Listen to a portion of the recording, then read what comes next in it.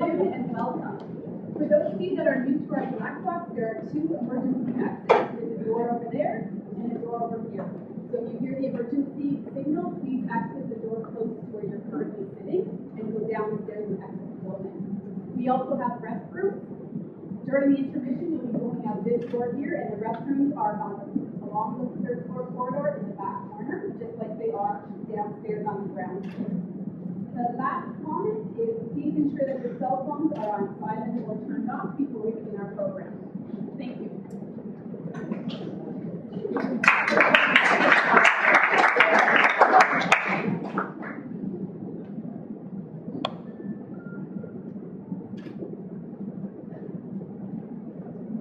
Long ago, in a faraway land, there lived a clever young girl.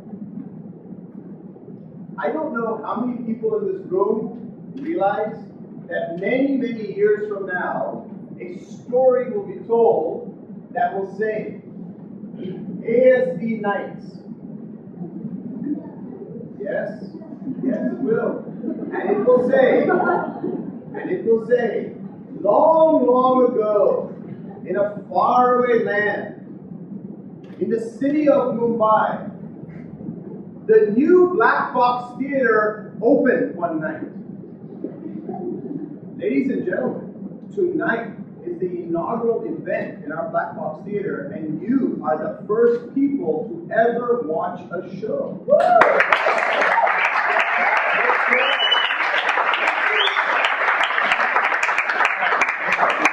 This is such a big night because we like to keep the story that we have professional photographers capturing this so that when the video comes out on the history of ASB, tonight will be a small piece of that. So sit back, enjoy, and remember, you were the first to be here. Good night.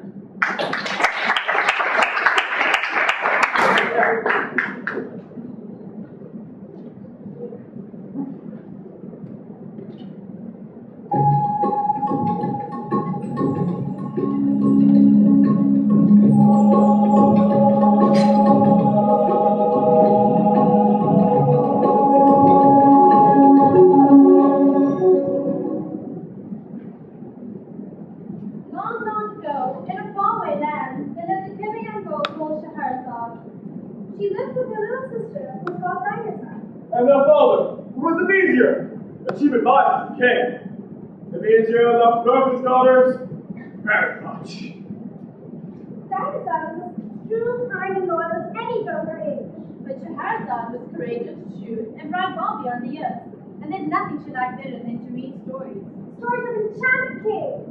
There she grew, talking birds, flying men. And night after night, Scheherazade would keep her little sister awake by filling her head with these stories. And suddenly the huge earthquake in a valley of tree-sized snakes. Now, children, it's getting very late. You must get some sleep. Father, please let Scheherazade finish. We're in it now. Very well. You have the story? Then bed. Well, every day time she told these stories, she never forgot a word. But Scheherazade was gifted with a perfect memory.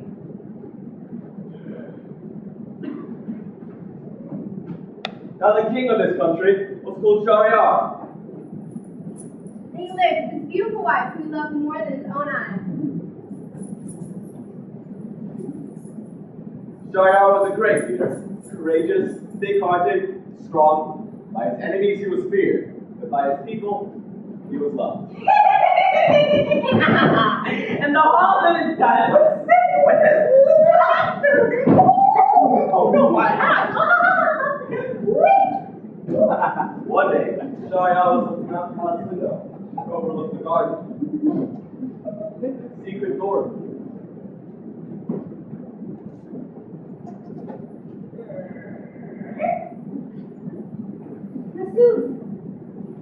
Masood!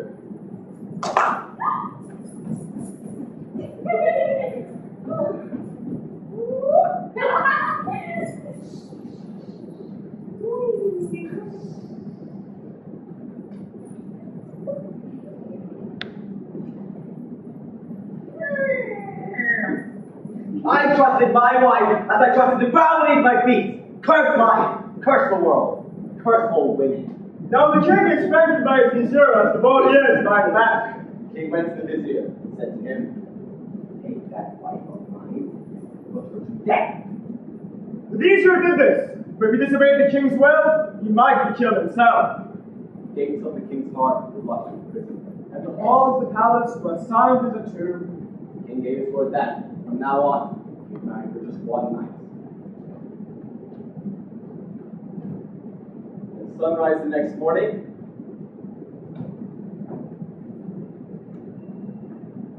He reported the vizier to have the headsman chop off his wife's head. continued to do this for 1,000 nights.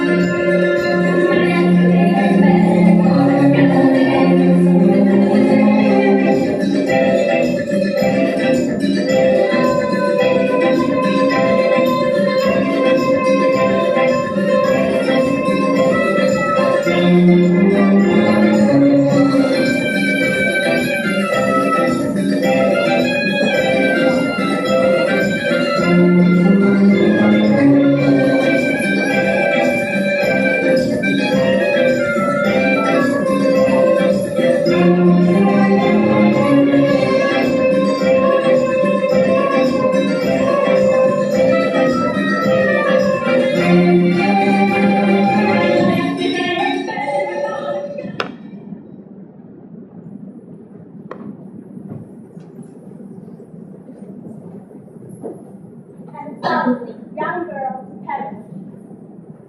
Every morning, the king would say to himself, there is not a single good woman on the face of this earth. By now, Scheherazade has grown up into a wise, refined, and beautiful young lady. Scheherazade has grown up too. One day, the vizier returned home from work. His head weighed down the road. Why did you come off, father? I'm so tired. That's all. I hate to see you carry the weight of the world on your shoulders. I have devoted my life in service to the king, God. But the king is not in service to God when he kills innocent young women. The king is always in service to God, for God has chosen him to be king. Even when he breaks God's law. The law is whatever the king wants it to be. And the sun shall set on our city forever. Father, I have a favorite God, and I hope that you would grant me. I will not refuse if it is just and reasonable. I have a better say to the daughters of the city. King's daughter is Adam. King Shahryar's sickness is beyond the help of any man. How could you go to cure it? I want you to marry me to the king. I want you to marry me to the king tonight. Joke. No. Too many stories, my child! Trust me, father, let me tell the king. Laura, I will face him anytime. the headsman's blade is sharp. The grounds of the palace courtyard are stained red with blood. The sky of the palace is spotted black with vultures. There's something more important than that. There's nothing more important than my daughter's only love. What about all those other stored alive? Weren't they important too? Dare you say that to me? Like nothing else for months! I'm begging you, father, and I will never stop begging you. As sure as the moon follows the sun, and the sun follows the moon, I will beg and beg until you marry me to the king. I will never marry to the king! Very well, you leave me no choice. If you don't marry me to the king, I shall go to you myself. Silence! And I will tell the king that I asked you to marry me to him and you refused, that you begrudging your daughter and disobeyed his law. Who are you? Are you my daughter? Yes, the daughter you instructed to serve God the merciful is all his laws indeed. The daughter is encouraged to put others before herself. Beg, respect, father. Stop. Father, look at me. I will go to the king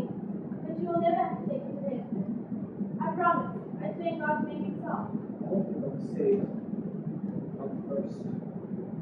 Have I ever lied to you? Have I ever made a promise I couldn't keep? Have I ever been unrealistic or overreached myself? Father, have I? Well, have I? You're a child. I'm your daughter, and I'll honor you until the seas dry up. I will love you until the stars fall out of the sky, till the world itself dries up and turns into dust. But I'm a kid, and I have my own destiny that is shaped by God. I have to be allowed to follow it, according to God's laws, according to God's plan. And there's no law higher than that. Not that of a king, not that of a father. Devisor went to King Shahryar.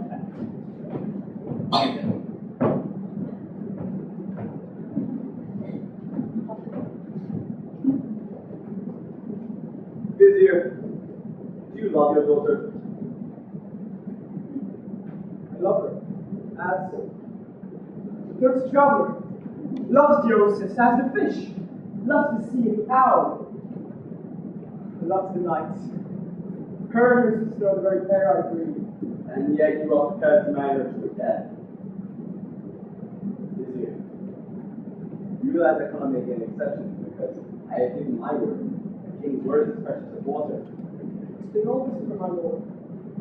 She insists on being Forgive me, Vizier, but she must either be a shrew or awkward. neither, my lord.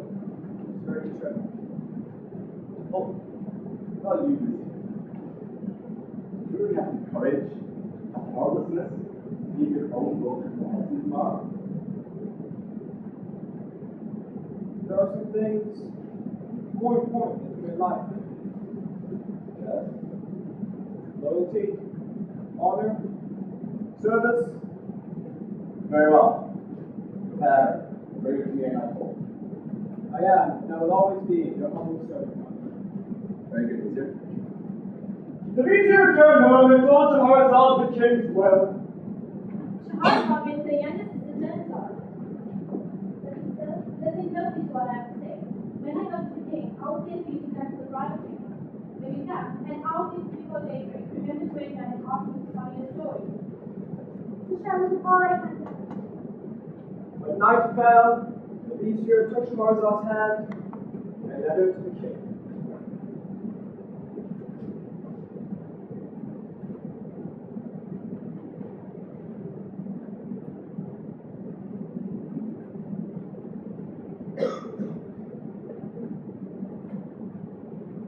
May heaven not depart from you.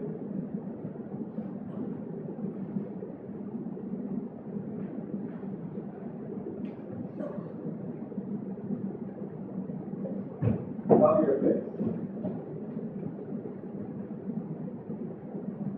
Or, very good. Why are you crying? I have a sister, and I would like for her to stay here with me tonight in the bridal chamber.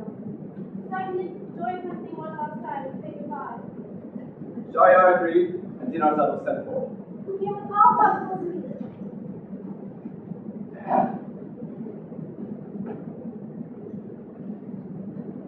King agreed, but into bed. It was very hot.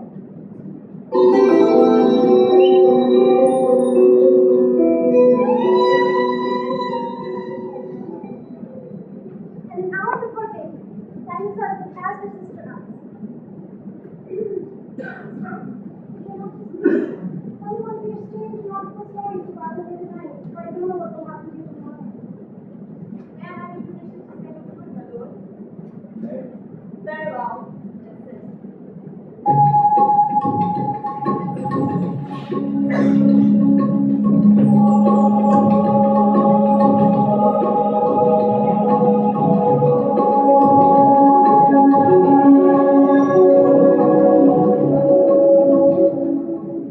Once in a city in Persia, there lived two brothers, one named Kasim and the other Ali Baba. One day, when Ali Baba was in the forest, he noticed in the distance a vast cloud of dust. Peering closer, he saw a band of horsemen riding towards him at great speed. Ali Baba was suspicious.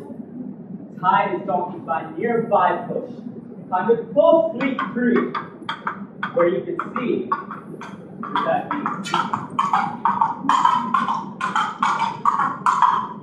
dismount.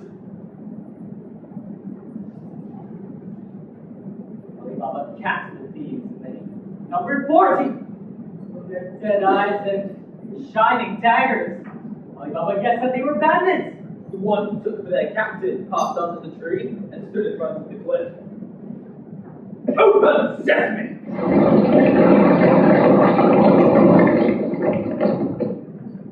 Immediately, the door slammed shut.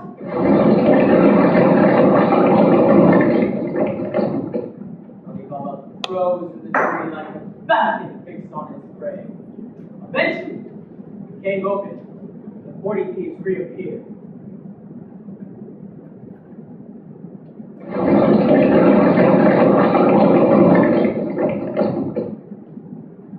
Close sesame.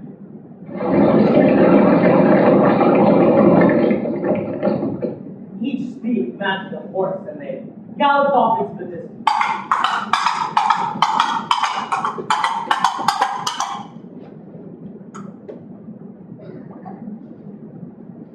Open sesame! Alibaba was astonished to find a bright, airy cavern carved out of the rock like the holy dome of the mall. Inside was a landscape of limitless riches. Islands of sparkling treasure sat in rivers of rich silks and brocades.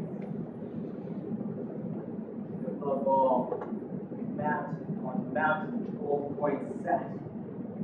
Alibaba realized that this had been a hiding place, not for years, but for centuries, for generation after generation.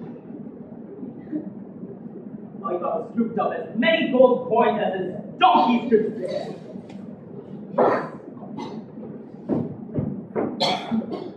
Close sesame!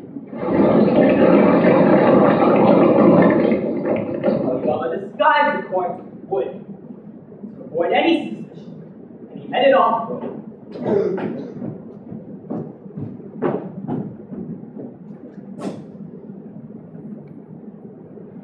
Oh, Alibaba, what have you done? You may be poor, but this doesn't give you the right to steal. If you get caught, they'll cut off your hand. If they cut off your hand, you can't have good. You can't have good.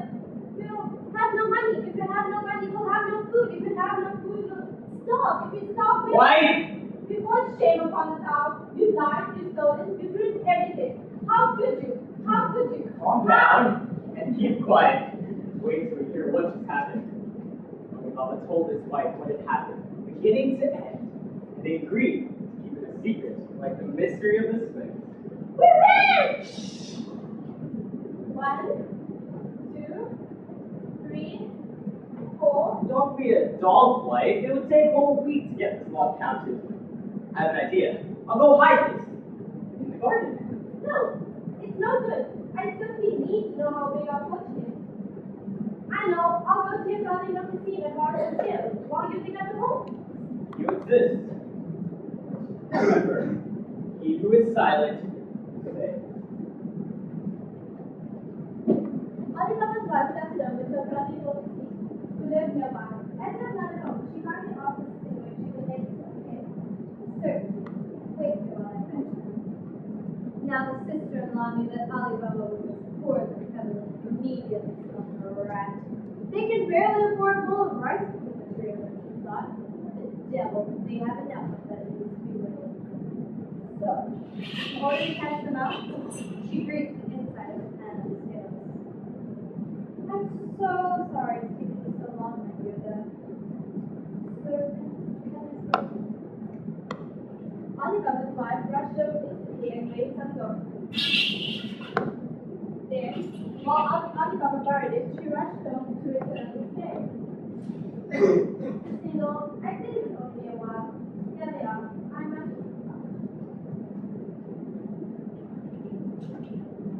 What's this? Alibaba has enough gold coins to fill a pair of scales? Where the devil did that penniless pauper get it from?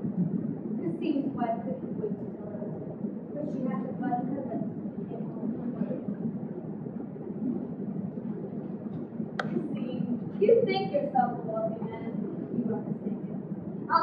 has far more money than you do. He doesn't count his gold as you do. He bleeds. Instead of feeling happy for his brother's good fortune, the sea was stricken with deadly jealousy and didn't sleep awake all night. Before dawn the next day, he marched straight over to his brother's house. Alibaba, my wife found this coin stuck to the scales you bought the other day. I demand an explanation. Alibaba realized that thanks to his dizzy wife, he's even found out their secret. So rather than risking all the thieves' gold, he agreed to strike a deal. You agreed, never to tell a soul until you were in the treasure. Determined to find the treasure first, at dawn the next day, he set off with wooden chests loaded on 10 mules. He followed all of Alibaba's directions until he reached the cliff. Open sesame! His eyes pored over the riches, which were beyond his wildest dreams. Greed and longing so possessed him that he sat there with open-mouthed wonder, complete forgot till evening that he had come to take some of the treasure away. At last he snapped out of his trance and grabbed as many sacks of gold as he could for the door.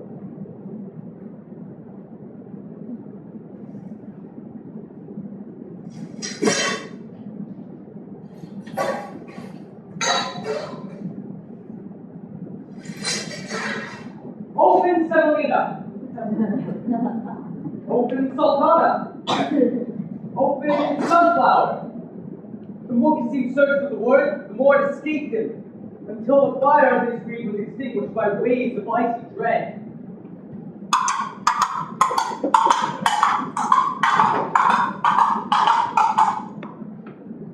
At nightfall, the thieves returned to their cabin and noticed Kasim's mules grazing sleepily by the rock, laden with empty chests. The captain marched straight to the door, his steely dagger glinting in hand. Open sesame!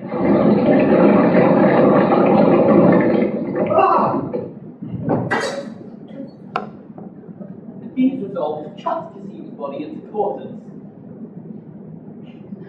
and to display it inside the cabin. Hanging 2 pieces on one side and 2 pieces on the other side of the door.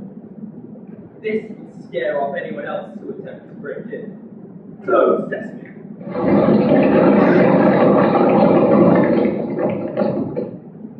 And then they set off into the countryside to search for caravans to rob.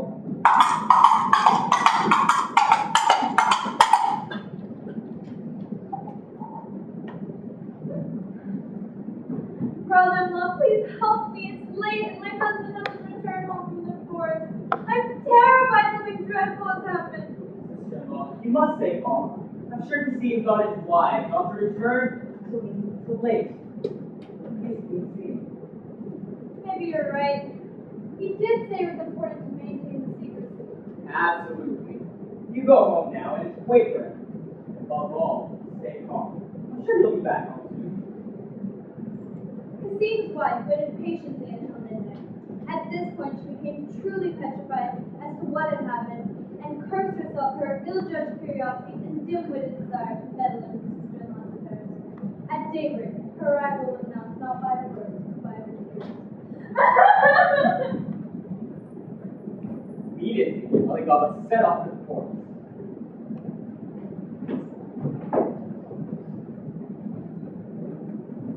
When he approached the cliff, there was no sign of Kasim or his mules.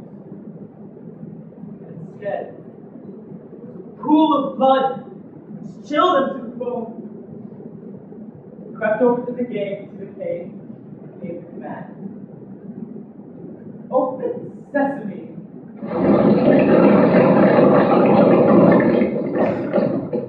Despite Kasim's coldness towards him, Alibaba knew that according to the religious laws of the land, he must bury his brother's body whole. So without any hesitation, he grabbed the sack and stuffed his brother's body. He loaded the sack on his donkeys and headed off to his brother's home. Close sesame! He waited waited at the forest's edge until nightfall to avoid any suspicion.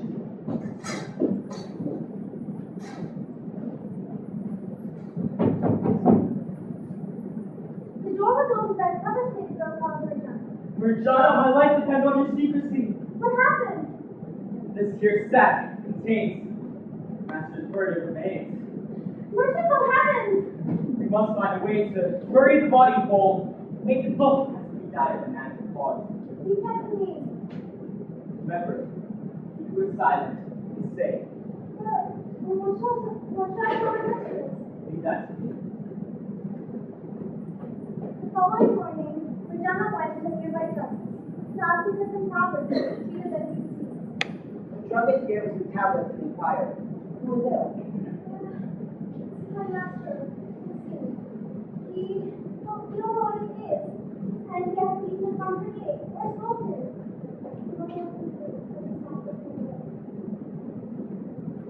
By early evening, people had found out that the scene was on the doorstep, and then John told them. 3 days later, under the cloak of nightfall, Alibaba His wife. carried their few belongings Big house. to live in wealth and splendor. Alibaba gave the seed thriving shop to his son and promised him greater riches when he was married. Let us leave Alibaba to the fruits of his golden fortune and return to the 40 thieves. When they return to their forest highway, they are astonished to find Kasim's body and many of the more gold bags missing.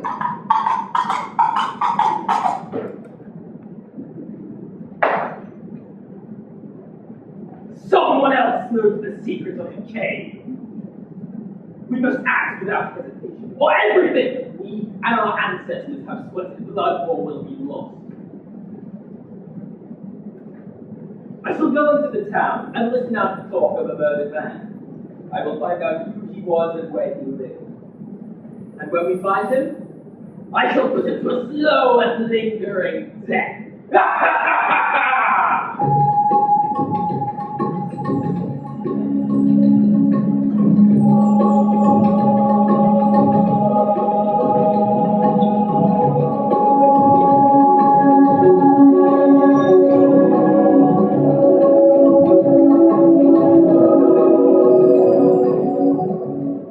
What wonderful story, sister.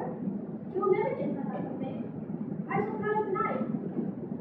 If the king meant to live. Darkness leads into day, my lord. What should I tell Tessie? Doesn't the fantasy want to know what happened next to Alibaba? Or whether the tiny sister outlives the devil of the 40 thieves. Did you? Listen. Tomorrow, same time. The day melts in tonight.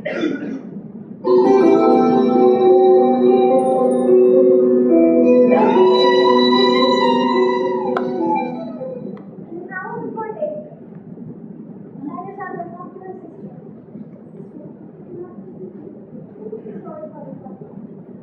My lord, may I have your permission to continue my story?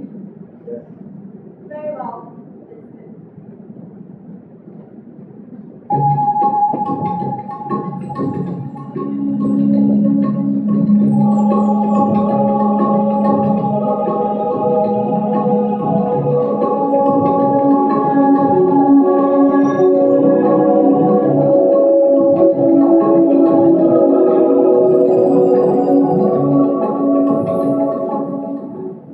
The captain of the thieves put on his disguise and arrived in the city at morning.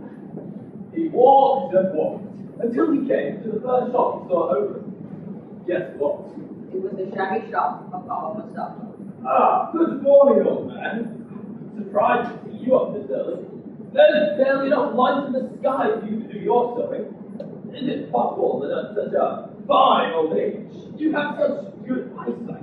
Ah, you clearly do not know Baba Mustafa. I may be as old as the crumbling earth, but I still have perfect vision. Not long ago, I placed in much darker than this. I sewed up the body of a dead man. Really? A dead man? Why would you want to do that? You want me to speak? You shall know. Show me the dead man's house. Even if I wanted to, I couldn't. I was blindfolded. Ha! Come, let's blindfold you again. We'll see if you can retrace your footsteps.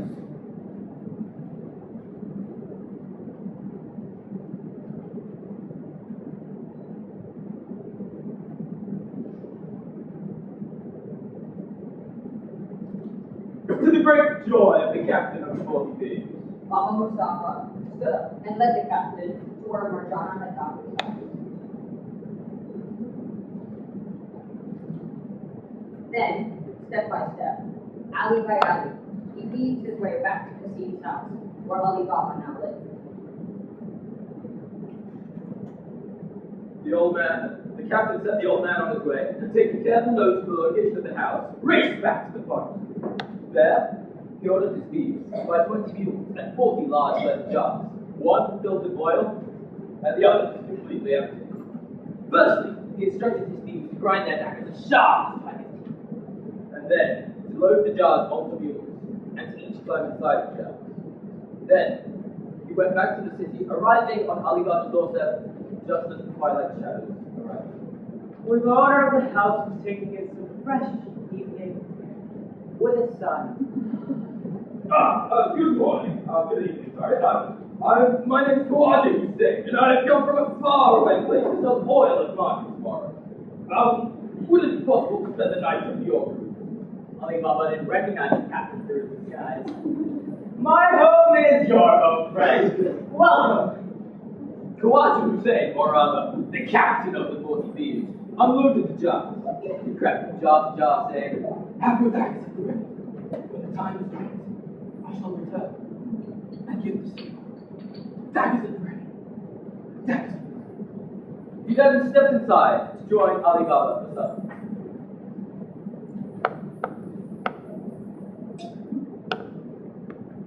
By this time, Madonna set out to prepare a delicious cake. While she was cooking, the old lamp in the kitchen went out. There was no light or oil to be found. So she picked up the oil jar and went out into the courtyard to borrow some from the leather jars. As she got closer, she heard one of the thieves from inside whisper, "Is it time yet?" Any other slave with Marjana would feel like a blow. She was too clever for that. Without so much as a twitch, she replied, "Not yet, soon." Jar by jar, she took closer on to give the same answer, until she came to the jar filled with oil. She took the whole she needed and raced back into the kitchen. She got the biggest pan she could find and went back into the courtyard.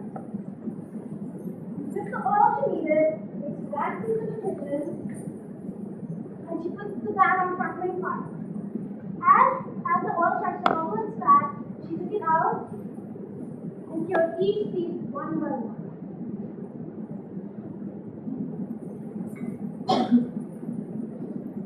And then she went to serve the food. Meanwhile, the captain of the thieves hatched a bloodthirsty plan. There's no need to call my men, he thought. It will give me great pleasure to deal with this cockroach myself. I shall get them both drunk, so that they fall asleep. And then, I shall slice my enemy in two like a ripe watermelon. Ha ha! By this time, Madonna realized that the captain was up to something. She spotted his knife through his clothes. She prepared to dance. Oh, come in, Marjana. Like what you're saying, tell us what he thinks of your performance.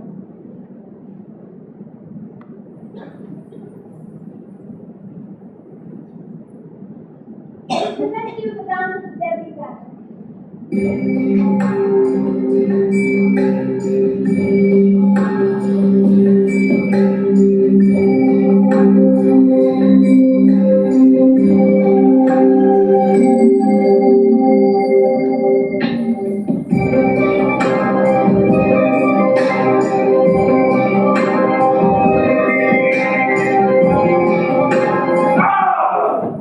You wretched woman, what have you done?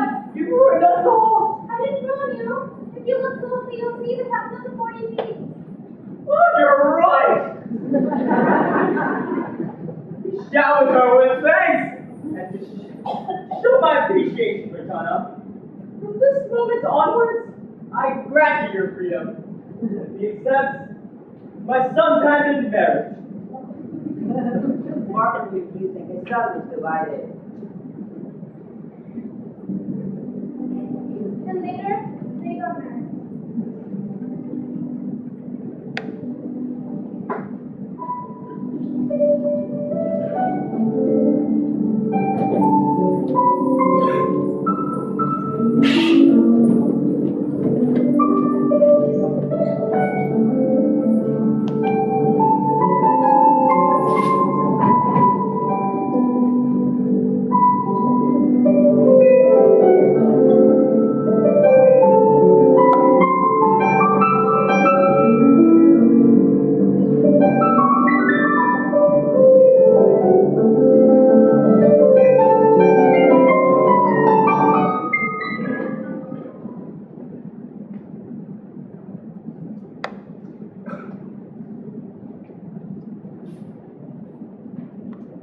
The headsman is waiting outside, Your Majesty.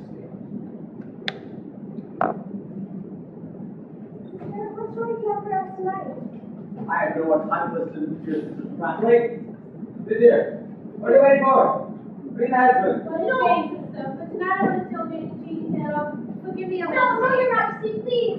Baker. One word. What was the name of the story? The story of the little baker. What kind of story is it? Once for the smile of the king's face.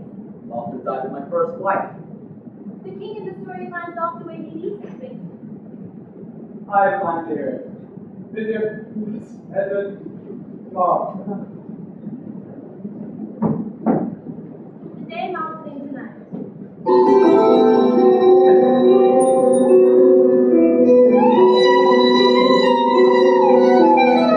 And an hour before daybreak, Dinosaur goes up to her sister.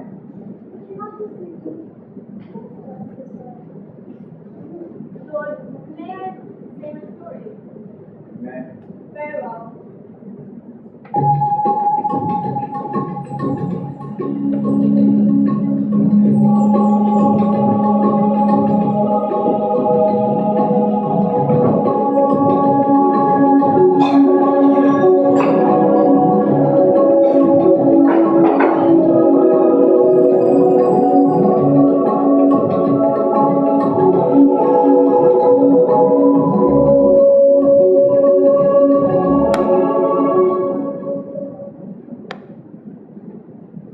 Once, there lived a tailor with a pretty and faithful wife.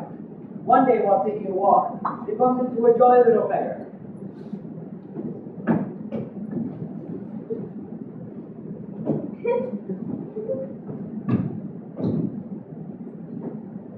When they got close, they could smell wine on his breath and realized that he was roaring drunk. If you fancy a giggle, I'll part the more on wiggle, and then I'll cheer you up and see your first and fill my cup. The tailor and his wife took so strongly to the little beggar that they asked him to come home with them to eat.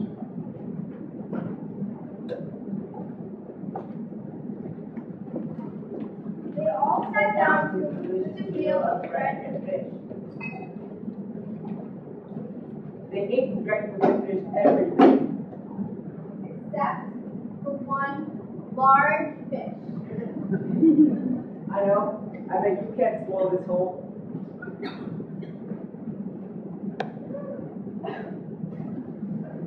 Put a sharp piece of fish bone. That's stuck in his throat.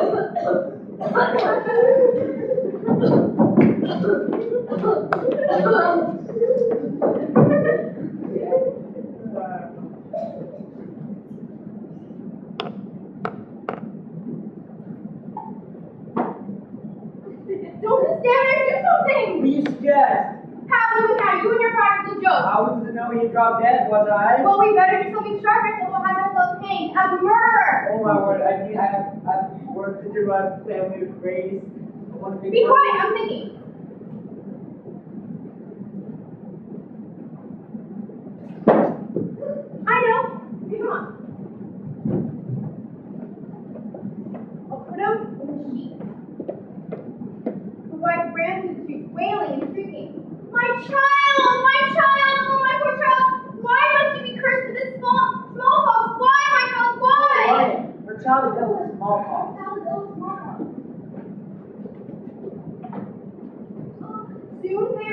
talk to the doctor.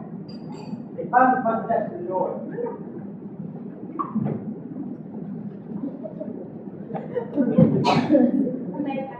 Miss, keep this one to your master. Tell him I have a very sick child. Master, there's a great deal of child upstairs. They can be water from the floor.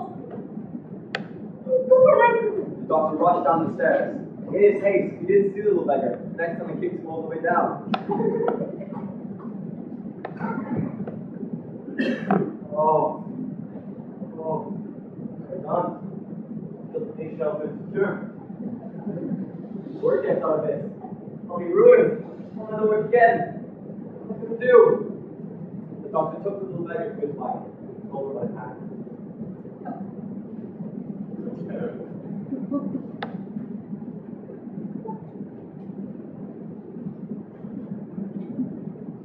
What did you do, you blithering idiot? It's not your reputation you need to be worried about. It's your life. If day breaks and he's still here, they will hang us as murderers. What are we going to do? No. I know. We'll throw him down the next door neighbor, the king's steward. We'll throw him down his chimney. The cats and dogs do not feed the meat and gossip. Hopefully, they'll eat this one up too. Come on, pick him up. Fast.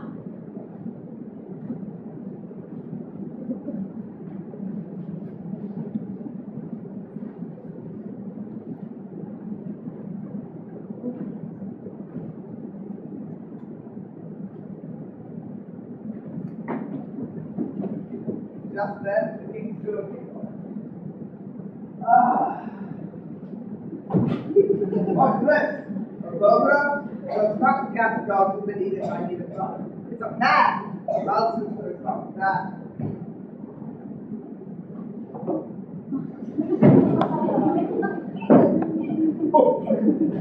Just somebody needs cut. I'll kill him! Haven't seen. What am I gonna do?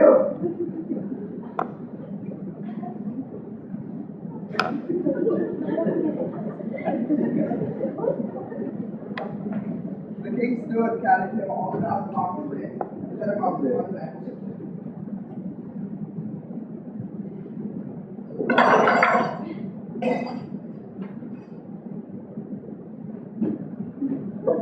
At that moment, a wealthy merchant, the king's broker, staggered by the drunken stupor. Thief, bossman, help me! What are you doing? Get out! It was my fault, bossman, he tried to rob me!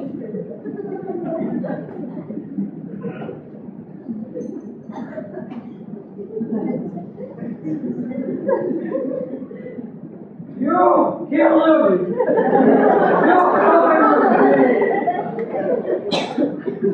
The next day, the watchman took the merchant to the king.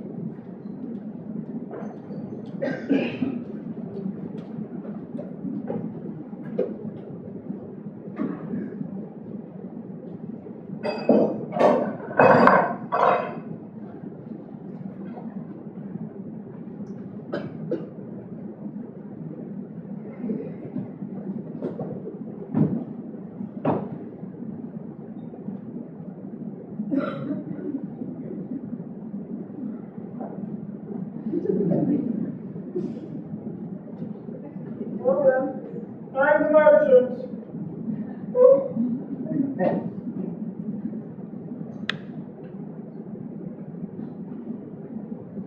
Stop! It wasn't a merchant who killed the little beggar. It was me. It was me! What? I killed the little beggar. It was me. And the steward told him how he had hit the little beggar over the head with the blade and set him up on the market place. Don't hang the merchant. Hang me! Well, release the merchant and hang the steward. Wait! He was the steward that killed the little beggar.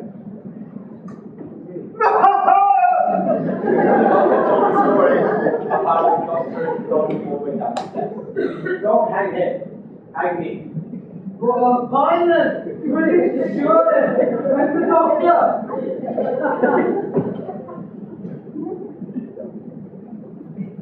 Why? It wasn't the doctor who killed the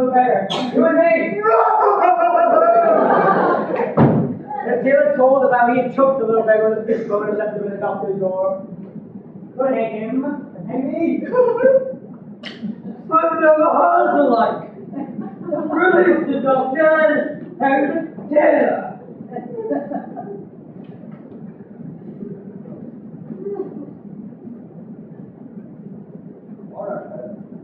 Get on with the execution, wait. One more interruption, and I will hang the lot of you. The little beggar is still breathing.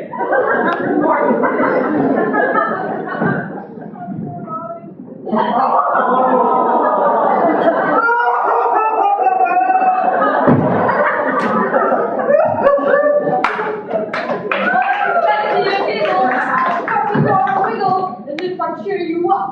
And to your person, and so much. There were some lads to be entertained by such a story, and he offered them all medals of honor. You the tailor. The doctor.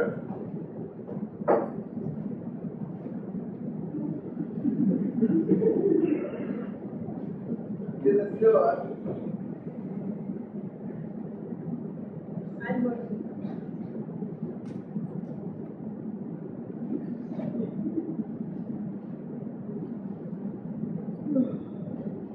And sent them all off on their way, thanking them for entertaining him with such an entertaining story. And the quick king appointed the little beggar as jester. And he made him chuckle for the rest of his life.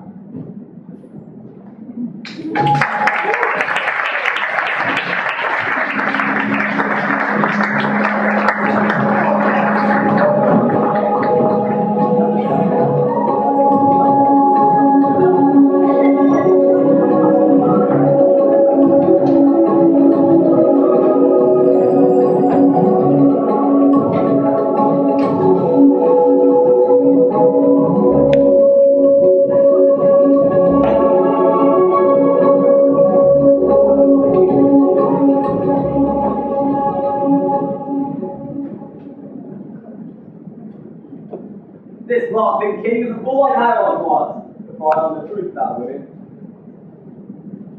Laughter should be a stranger to a king's heart. Shadows on the fit, my lord. What should I tell them? I would love to hear another one of your stories, sister. I will tell you an extraordinary tale of adventure and survival. If the king fits, my lord. You take me for a fool? I know you to be the wisest of men, my lord. Then what makes you think you can trick me? Drink your majesty. Trying to tempt me with your senseless stories. If you feel you are being tricked, good lord, then I shall never read a word of my story again. I will be the one to decide that. Yes, my lord. I will hear stories as and when I choose. And when I no longer choose, will die like the others. I demand to This here? Tomorrow. the day mounts in tonight.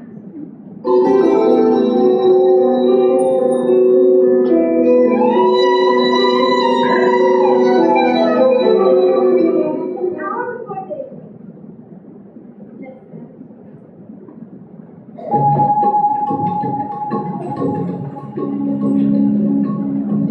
Thank you very much for watching. We will now have a 15-minute intermission. Please, if you could go out through that door, we will have food and refreshments at the third floor atrium, and then bathrooms are at the very end of the corridor. Thank you very much.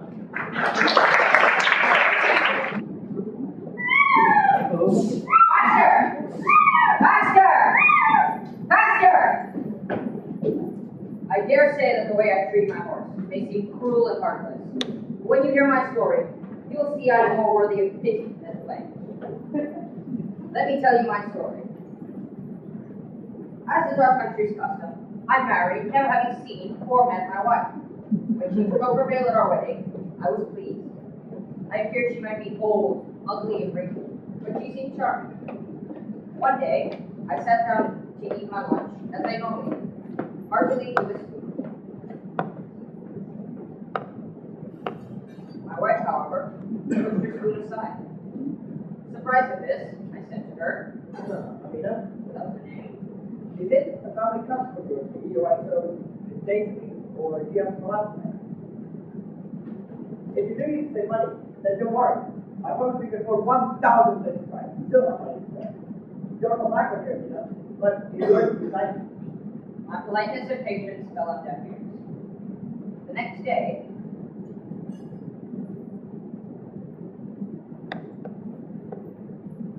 we sat down to supper, and she continued to eat in her unusual way.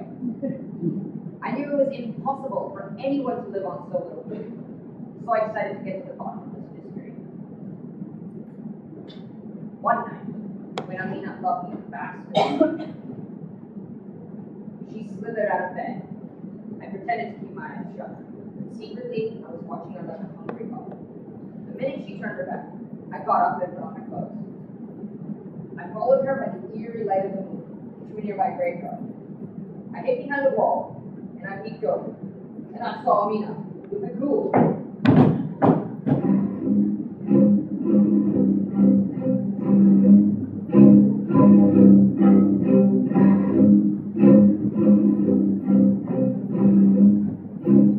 I watched with horror as they dug up her body, cut the flesh into several pieces, and ate it up, slabbering and slobbering over this sickening piece in a way that makes me shudder to think about it. As they were filling up the grave with dirt, I hurried home, making sure to leave the door as I found it.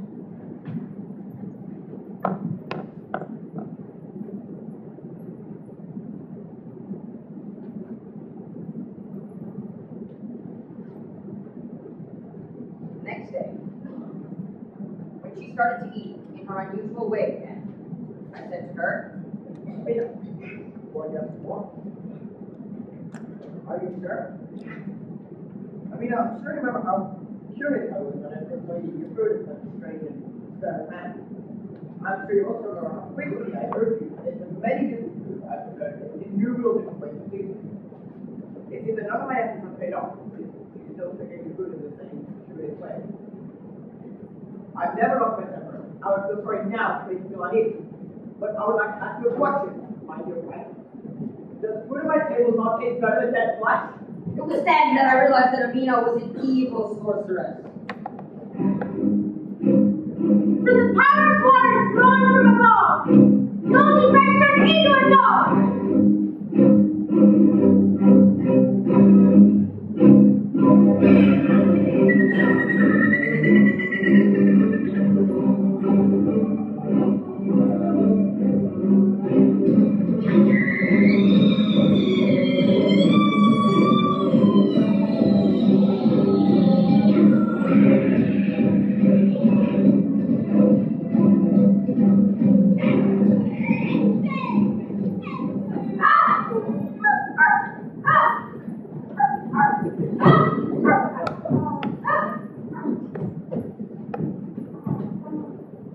I ran out of the house and into the street.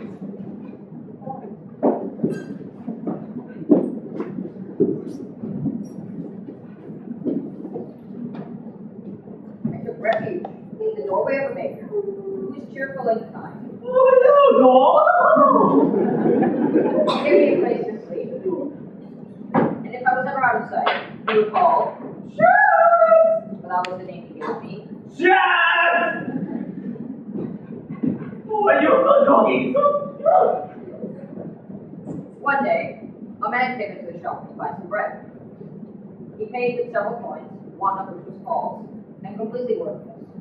My master noticed the bad coin and gave it back, asking for another. There's nothing wrong with this coin.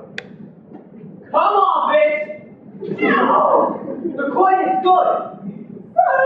This coin is so obviously fake that even my dog can tell the difference. Go on, then ask him. Very well then, Chance. Now, tell us, Chance, which one of these coins is fake? The baker was staggered. The man changed his bad coin for a good one and left, stunned into silence. He was sure to tell everyone he met about me. And before long, the word spread about the friendly baker with the magical dog It was a miraculous gift of telling good money from bad. People came from far and wide to see me show my skill, and everyone who came bought a loaf of bread. Before long, my master had more money than he could manage, and he became a wealthy man. One day, a woman came to the shop to buy some bread. Get you a question. Yes, you are quite right. That is a bad story. Follow me.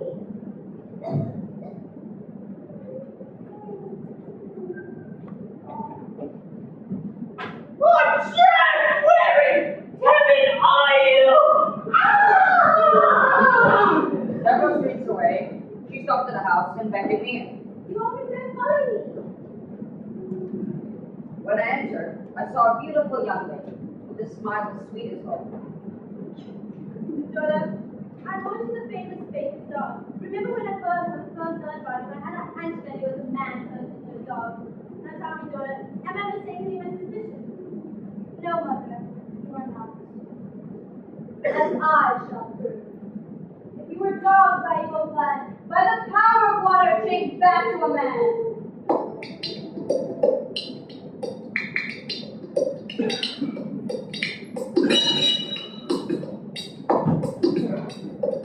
Oh, thank you.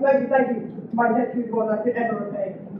After I told her who I was, I gave an account of my marriage to Amina, her curious edict, the sight I saw in the graveyard, and how I came to be changed into a dog. Ah, yes, I know Fenella. She must be punished at once. Here, take this bottle and return home.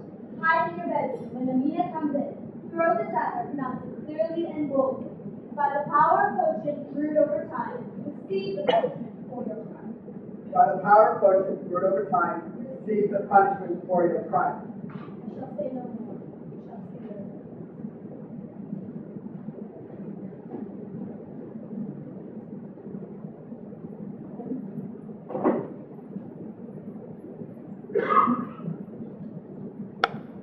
By the power of potion brewed over time, receive the punishment for your crime.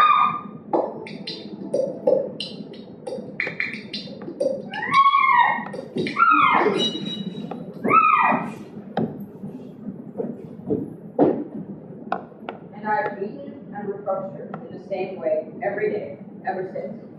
I now hope you will agree with me that I have given a cruel and wicked woman more patience than she ever deserved.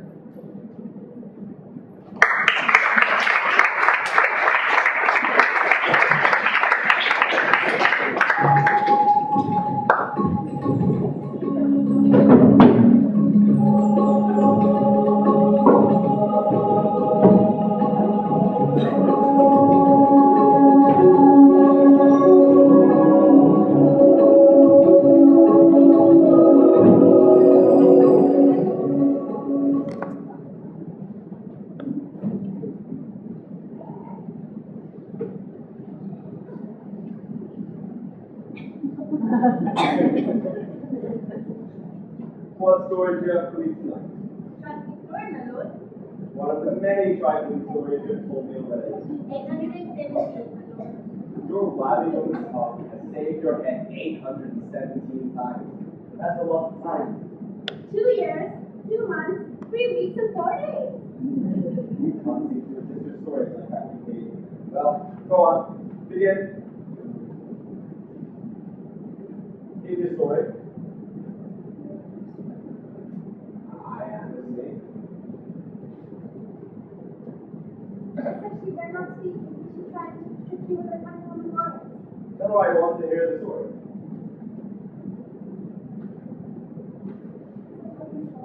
Oh, yes. You sure? Yes. One more whisper, and I'll have both of your heads off. Your Majesty. Why? What would you do if the wild and stories runs dry? But that's another happen. Will it? And there's so many grains of sand in the desert. There's so many stories in my head. And they're sure to run out one day. And on this day, I must die. For you have given your word. I have. And it means word is precious as water. It is. Shall I stop there? Of My story. course.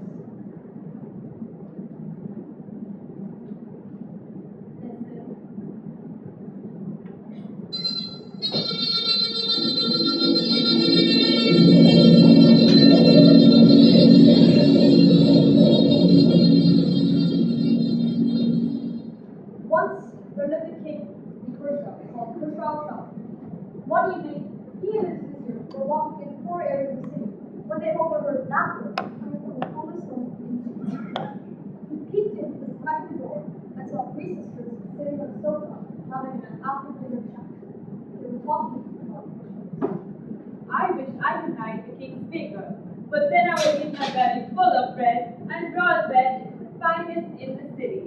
I wish I could marry the king's son, so that I would enjoy the most excellent meals of my I wish I could marry the king, for I would give him a beautiful baby prince, his hair like threads of silver and gold, and when he cried, his tears would be pearls. When he smiled, his crimson lips would be rose petals. The next day at the palace, he ordered his vizier to bring the three sisters to the corner.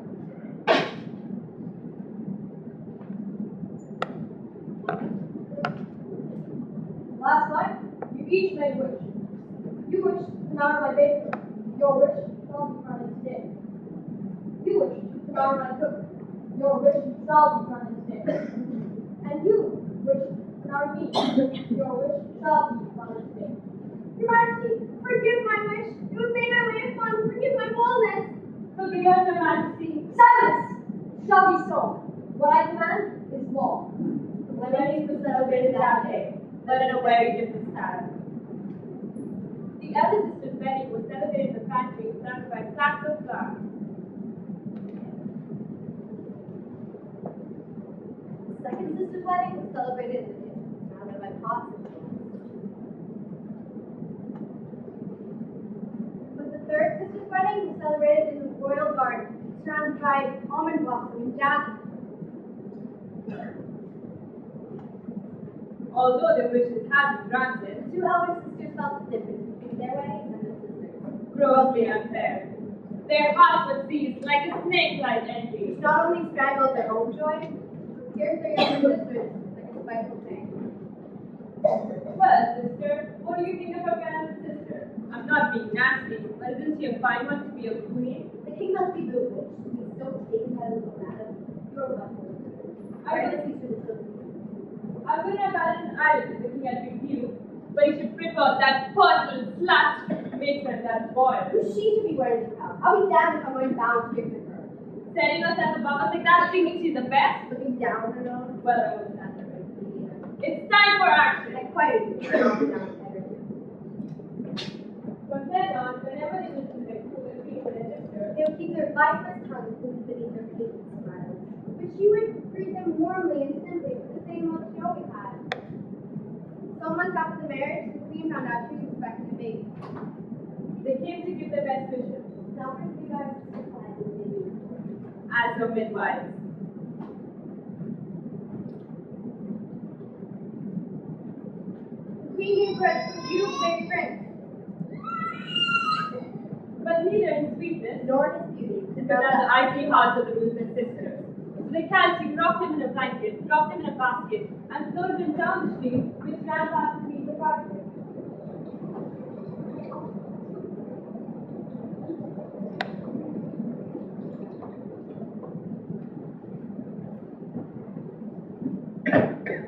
They then announced, She gave birth to a dead dog. When the king was told, the world turned dark before his eyes, and he ordered the queen's head to be cut off. With the kind that you stopped it, pleading that the queen could not be blamed for something that was not her doing or nature. Meanwhile, the basket in which the baby lay floated downstream, past the palace, and through the king's garden. By happy chance, stood on the king's garden walk past, and he saw the basket by his Bible, he fished it out and threw it inside. He was astonished when he fast asleep, a tiny baby boy. He took it to his wife. His wife had never had any children of her own. She received the child with great joy and took pleasure in looking after him as if it were human.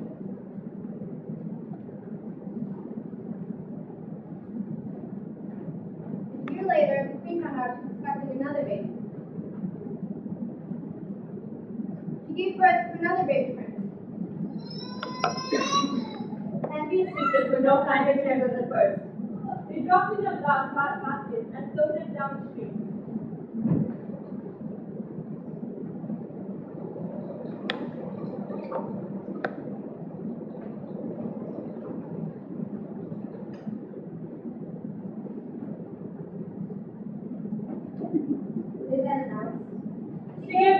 dead cat. This time, he was determined to cut off a young queen's head. But again, video talking, cleaning, let her live. 5, Happy Johns. The steward walked past the street again. When he saw the basket, he fished it out. He took it to his wife and asked him if he could serve it as the first. This you prepared as well as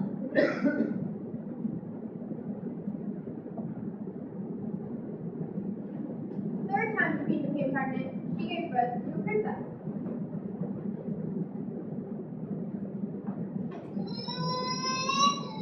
And these things that we don't find it in the first.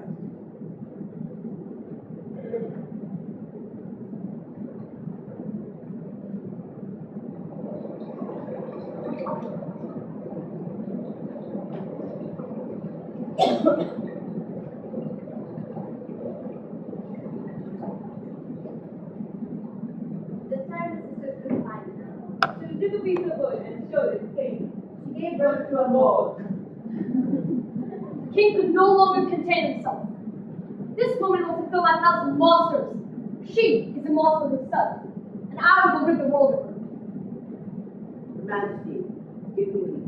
You've spoken too much already. I beg you, my lord. Hear me. Stand up. Your Majesty, laws are made to punish crimes. The 3 straight births of the queen are not crimes, for she did nothing to bring them about. Every day around the world, there are thousands of women who give birth to babies that are sick or born. Some are dead. Such women are to be pitied, not punished. Show her more, my lord. Take her path and let her live. Very well. I will give her a life, but it shall be on this condition, that every day for the rest of her life, she will live to a day. Let a cell be built next to the great mosque. Iron bars for windows, and throw her in.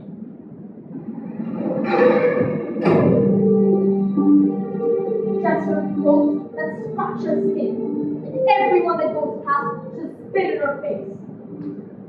Vizier, see it done, now. The figure knew better than to question the king in his rage. So he did as he was told. To the great pleasure of the 2 envious sisters.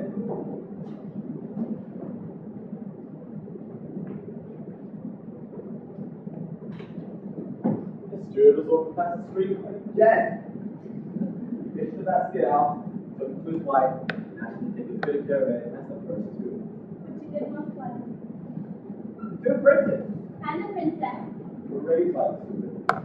they were named after the ancient Kings and queens of Persia. The first prince was named Bob. He was gentle and kind. The second was named Fenellas. He was bold and headstrong. and the princess was named Arthur. She was enchantingly beautiful and exceptionally clever. As soon as the princes were old enough, the steward bought them the best teachers money could buy. Even though she was much younger than her brother, Arthur would join them in their lessons and often outshine them. The steward was so delighted with his adopted children that he set about them a grand country house. He decked the rooms with splendid, intricately carved furniture. And the walls, he decorated those walls with priceless, beautiful paintings. And the garden, he filled the garden with splendid, blazing flowers, fragrant shrubs. And the woods nearby, he stocked those with deer, so that when 2 princes and princess could hunt.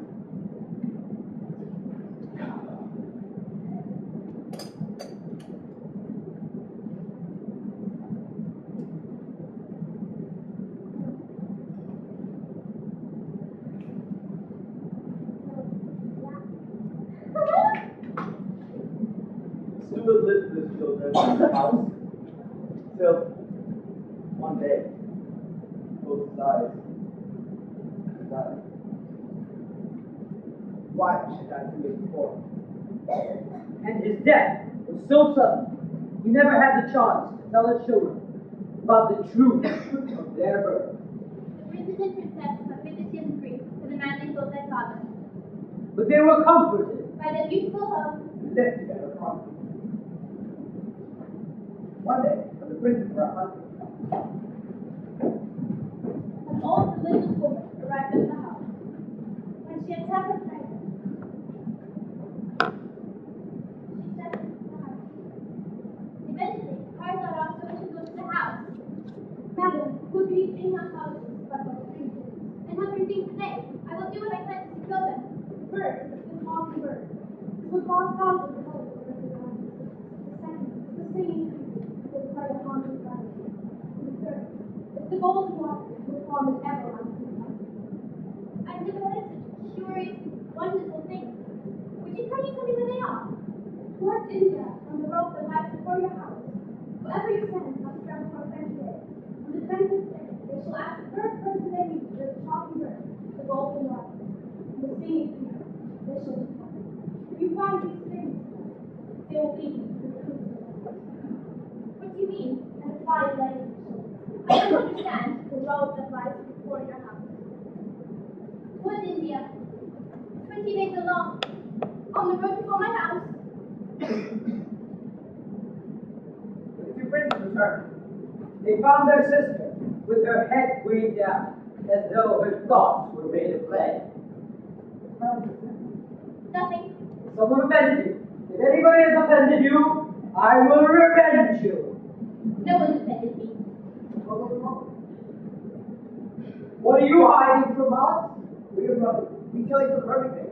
Don't shut up. Very well. I'll tell you, but you'll think I'm mad. We'll do it now. We'll get from it. What was that one for a minute?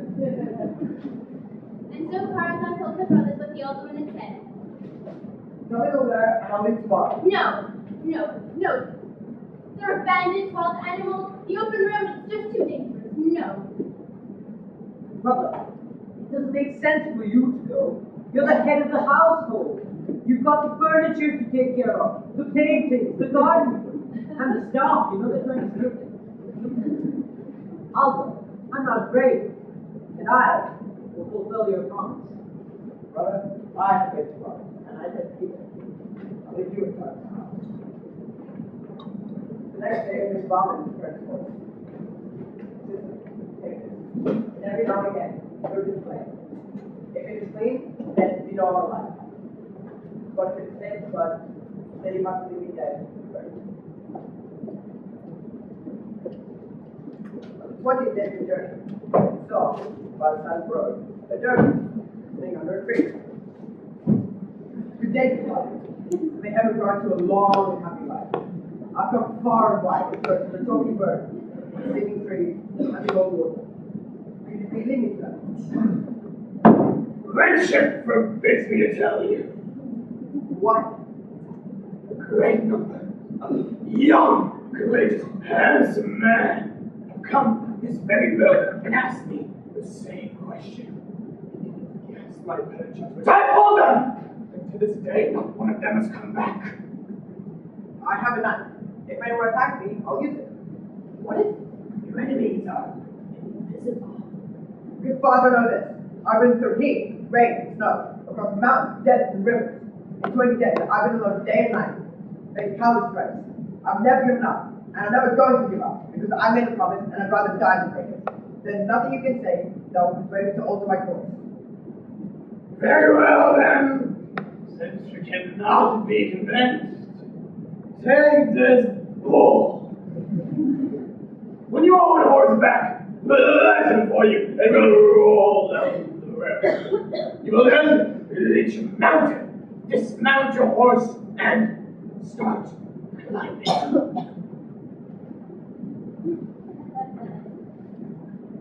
Once you reach the mountain, you will see a talking bird. This bird will tell you what you see. But on the way there, you will be hearing a series of strange, cruel, and threatening voices. Whatever they say, do not look back. Thank you, good father. May the heavens preserve you. May the heavens preserve you. Prince Vomit placed wall before Taurus. Saw the mountain and looked up. Called myself.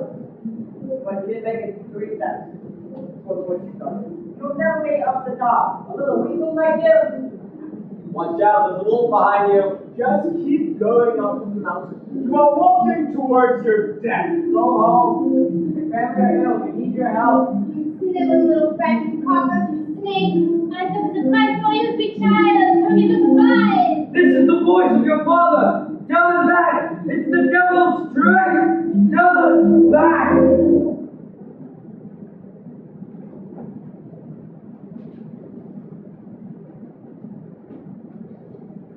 Just then, Princess Firefly pulled a knife out of its sheath, as she did many times a day. All of a sudden, she noticed the point was dripping with blood. Oh, my dear brother, I see the cause of your death. Why did I make you a religious woman? Why did she tell me to burn the tree in the water? I wish I never met her. The death of our dear brother should not prevent us from pursuing our plan. We have thought too long and hard about this to stop now. I will go myself tonight. He begged him not to go. But he was determined. Before he left, he gave her the necklace of 100 pearls.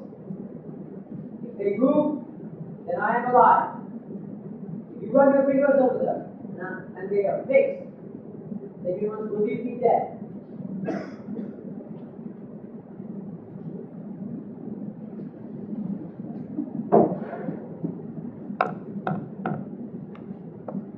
On the 20th day of this journey, Prince Pervez left the dome.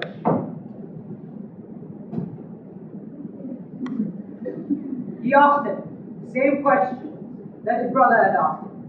Where to find the golden water, singing tree, and talking bird? As the prince could not be convinced by the dervish's warning, he gave her the same bowl.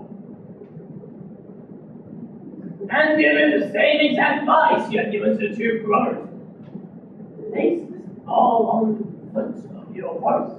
It will roll. Then you will reach the foot of a mountain. Start climbing. However, when you climb, you will hear many vicious, threatening, and cruel voices. Whatever happens, do not look back for these voices will be coming black stones. And if you turn back, you yourself will be turned into a black stone. Good father, I have thought too long and hard about this plan to give up now. May the heavens preserve you. May the heavens preserve you. After he had taken leave of the dervish with a low bow, Prince Pervez mounted his horse and let the ball lead.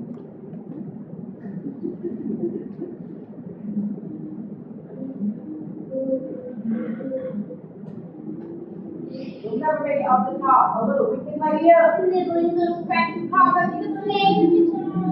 Oh, Turn around, there's a wolf behind you!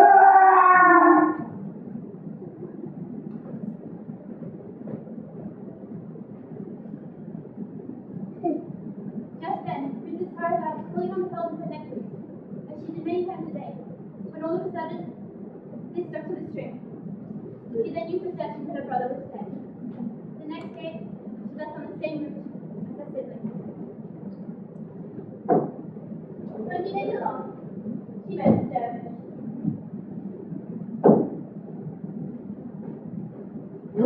Firefly asked him where she could find a singing tree, talking bird, and golden water.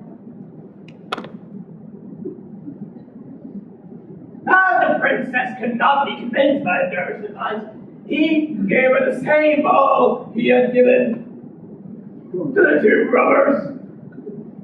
When you own the horseback, place it before you, it will roll to the mountain.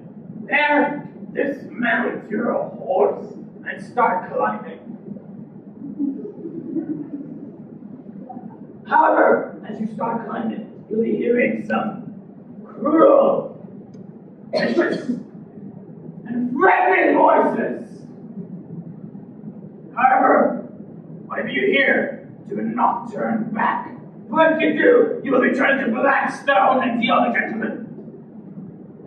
From what you say, the only danger I face is getting to the cage without hearing the voices. But that can be overcome quite simply. How? By stuffing my ears with cotton.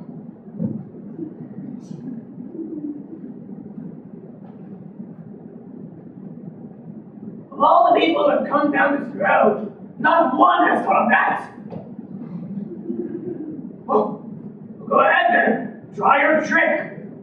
Remember, if you do happen to do anything cruel, vicious, or threatening, do not look back. After thanking him, Tarzan placed the gold before her and rode away. May the heavens preserve you!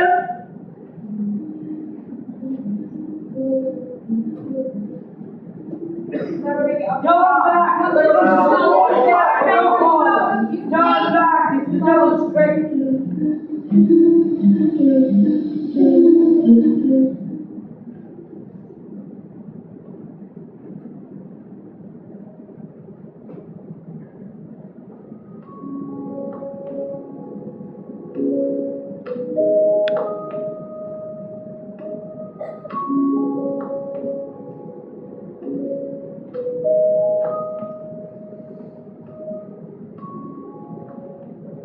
Great lady, if I had to be anyone's slave, I would rather be yours than any in the world, for you have worked so hard. From this moment, I swear a lifelong loyalty and promise to fulfill your every need. Why, thank you, Bird. I know who you really are, and I can tell you are not the difficult. What do you mean? You'll find out not. But I want to find the singing tree. Can you show me where it is? Turn around and we'll see what's behind you. You will find the tree there. Tarzan went into the woods and they assumed that he kept to the singing tree.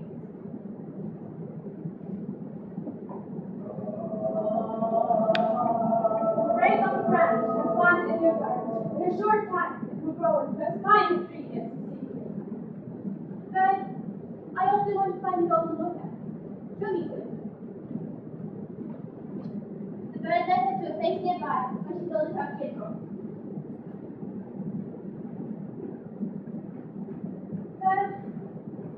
There's one more thing. My brothers pretend to stone to black rocks. I need you to read them. I've already done 5 enough for today. I thought you said you were a servant and would fill my every need. Yes, I did, didn't I? I just can't get used to this like this. It doesn't look right. Oh, please, oh, very well. Since you asked me nicely, look around and you'll see a picture of one. I see it. Pick it up, go down the hill, and sprinkle some on every black stone. You shall soon find your love.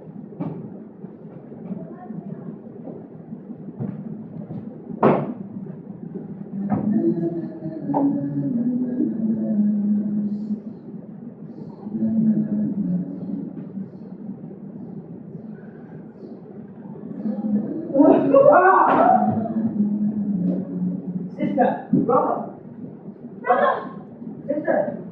You saved my life. I saved your life! She saved my life. She saved your life. She saved her life. I saved their life! Thank you. Yes. Oh, good, I'm sorry. I've been terribly rude. This is my eldest brother, Simon, and my older brother, Travis. Brother, for you, gone to the singing tree, and for you, golden water. Let's go home. When they arrived, Tarzan placed the bird in the center of the garden, and they planted the singing tree. Then Hermes put the golden water into a marble pool.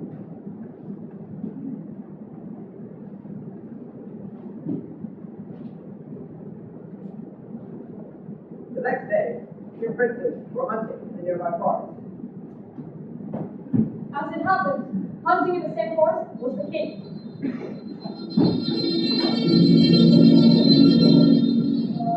Have I met you before? Who are you? My lord, we are the sons of your lady. Thought I recognized you. Such a fine man. Do you live nearby? Good.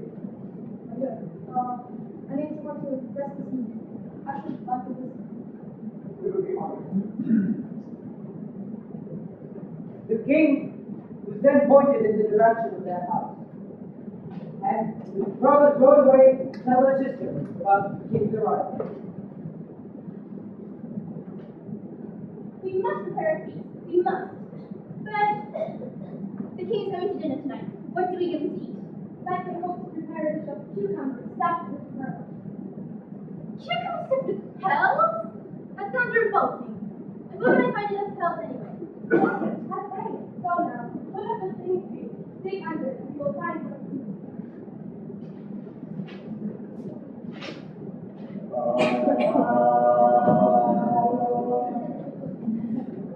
Whereas I told the head cook to have.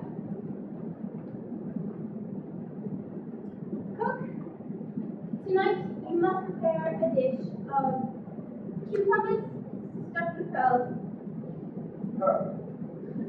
I do correctly, madam, you say cucumber stuffed with pearls. I did. Madam, I am a culinary artiste.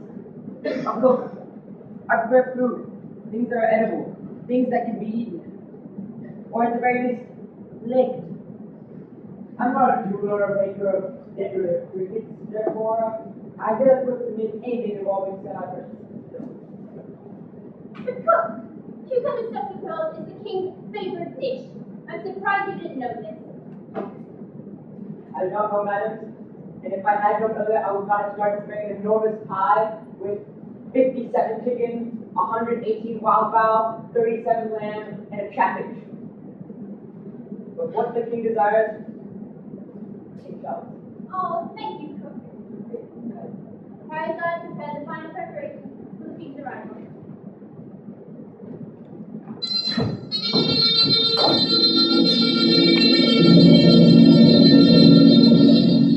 This is our sister. Yes, it is. Charming. Here's something of her father's ability. Dear Stuart, such a fine. Very fine. I look forward to getting to know you. After we come to the house. And so far as I live, the singing tree, the golden water, and the talking bird. The king is welcome here. Heaven spared him and granted him a long life. Thank you, Bird. I'm overjoyed to have found you, King of Birds.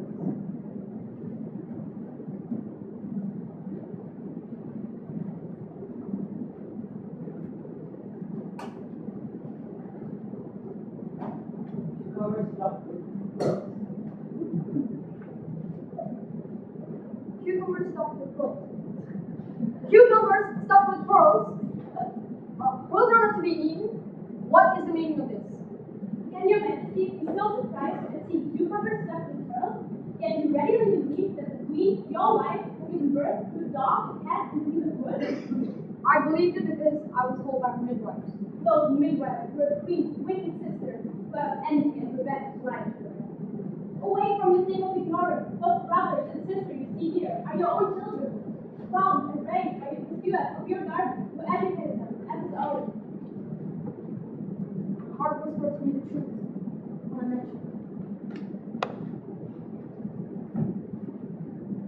Robert, Purvis, and Parsons, royal by name, royal by nature. And so they went to the palace on the horse. When they arrived, the king ordered his visitors to bring the king's envious sisters to trial.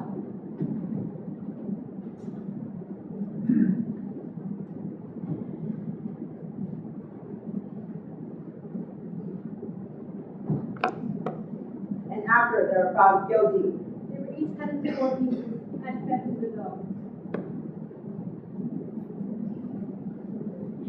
In the meantime, the king, the sharp shot, Followed by his children. And the talking bird went to the great lawn.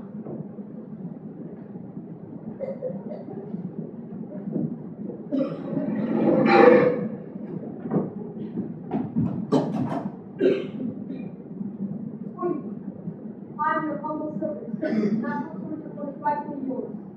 Your power, your freedom, power.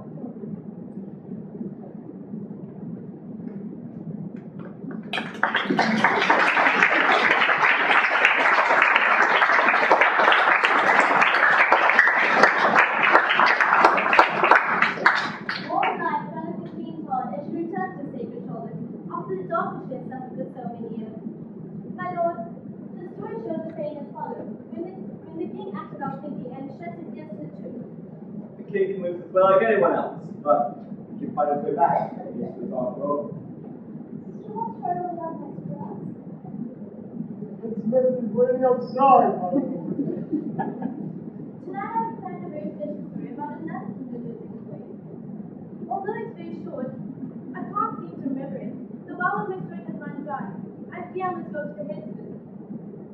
Headsman cannot act without royal decree. But have you just warned that if the well of my story has run dry, I must go to the headsman? Vizier, didn't you hear the king say this? Well, Didn't you? Sister, you heard this, didn't you? Unless the king is not a man of his word, I must go to the headsman. Vizier, published in the cities that the death sentence on Queen Shahrazad has been lifted. yes, my lord. Vizier, Yes, my lord. tell him that we are suspecting his baby. Yes, my lord. Oh, and? That's it off. Yes, my lord. Now, let us celebrate the freedom of our gracious queen. And a welcome return of the good king.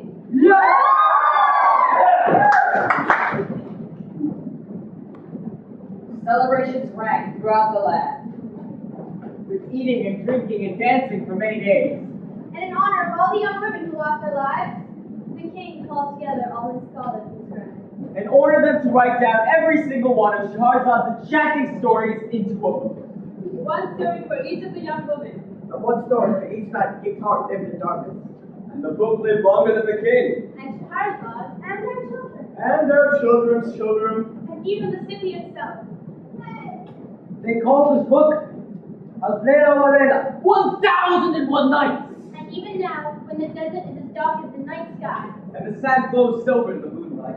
On the site where the old city used to be. you can still hear the sweet voice of a beautiful young woman with magical tales. Very well. Listen.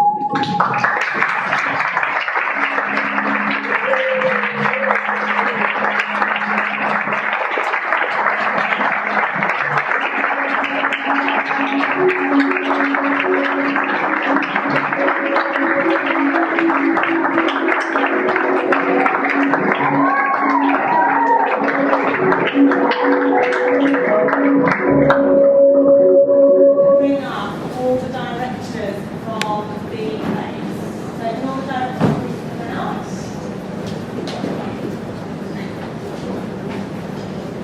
So I can do all on my own. I've lost help. So all these people were involved in direct sections from the entire piece. So if you look in the programme, you'll be able to see the stories they did. And we do have something called, now, I'd just like to just tell you who they are. So, people that directed the Arabian Nights, please step forward, please. The Alibaba and Portuguese, sorry. Alibaba and Portuguese. We give them a round of applause, please.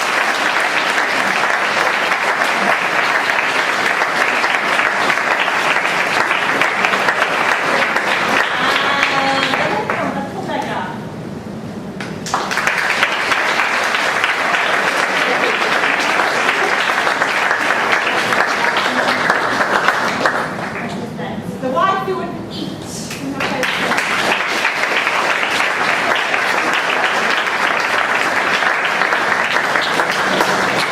And the one you just seen, a bit tired. The odious sisters.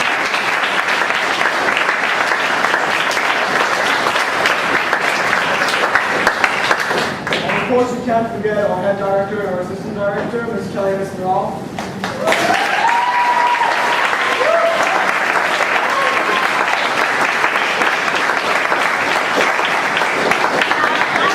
It's been our first production in here. I would like to recognise people who've been working very hard as well behind the scenes because they've had to learn all the new equipment. So in our lighting and sound booth, we've got Shaylee, Helen, and Amanda.